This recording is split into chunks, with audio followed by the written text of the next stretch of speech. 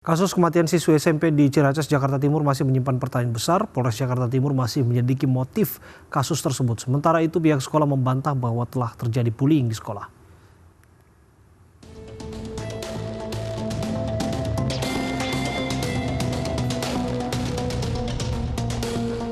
Polres Metro Jakarta Timur masih melakukan penyelidikan kasus kematian seorang siswi SMP di Ciracas, Jakarta Timur.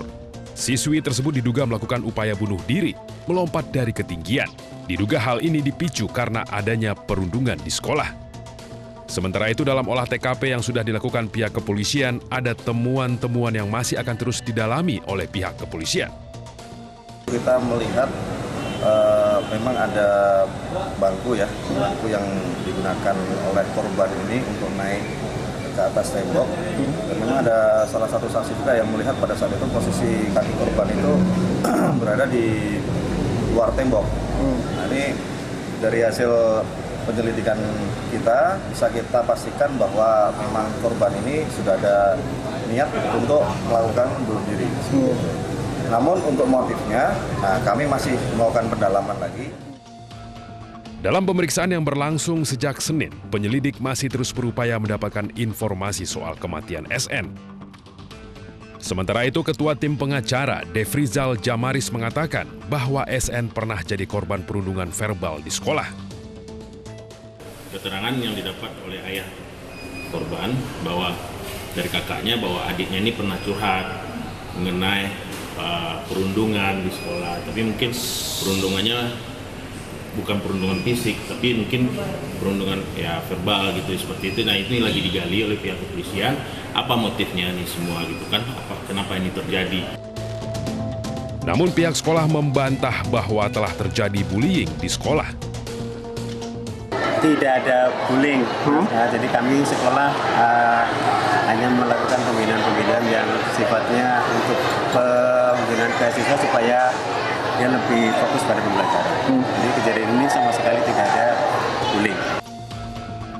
Sementara itu, Komisi Perlindungan Anak Indonesia mendatangi sekolah korban untuk rapat koordinasi dengan pihak sekolah, Dinas Pendidikan dan Kepolisian.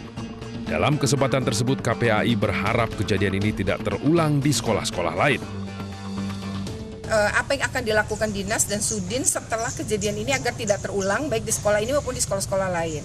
Nah, untuk itu maka kami tadi lebih mendorong adanya empati ya. Anak ini dirundung masalah yang cukup berat.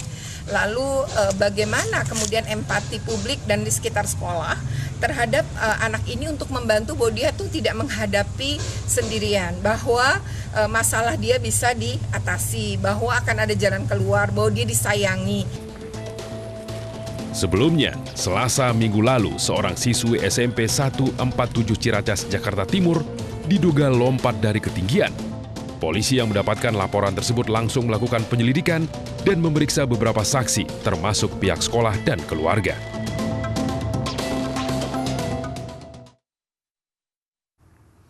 Perundungan dalam bentuk kekerasan fisik maupun verbal seolah menjadi momok bagi pelajar. Di Ogan Ilir, Sumatera Selatan, seorang siswi SMA N mengalami trauma diduga dianiaya oleh gurunya. Sementara di Blitar, seorang siswa tidak berani datang ke sekolah karena kerap dibully oleh teman-temannya.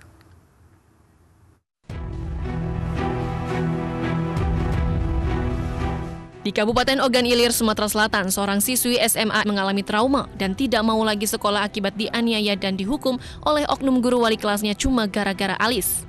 Siswi kelas 11 SMA N1 dihukum dan disiksa oleh oknum guru inisial A yang merupakan wali kelasnya sendiri.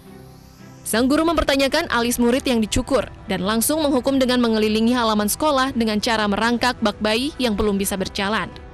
Akibat kejadian tersebut, korban mengaku trauma dan tidak mau datang lagi ke sekolah karena selain malu, juga masih takut. Sementara pihak keluarga tidak terima perlakuan yang dilakukan oknum guru tersebut. Pihak keluarga yang diwakili sang kakek kemudian mendatangi DPRD Ogan Ilir. Pihak keluarga berharap kasus penganiayaan ini diusut tuntas, terlebih sang korban hingga kini menderita trauma.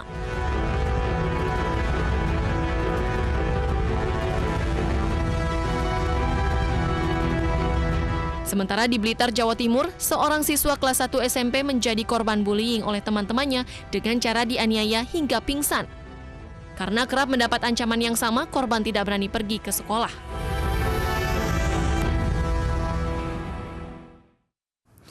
Bullying berasal dari kata bully dalam kamus Oxford. Ini diartikan sebagai seseorang yang terbiasa dan berusaha untuk menyakiti orang lain dan mengintimidasi orang lain yang mereka anggap rentan. Kita akan cermati apa faktor penyebab perilaku bullying, apa dampaknya dan bagaimana cara mengatasinya.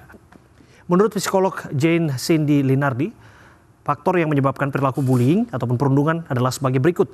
Yang pertama, faktor keluarga, di mana situasi rumah penuh dengan agresi dan konflik rentan memicu seorang anak menjadi pelaku bullying.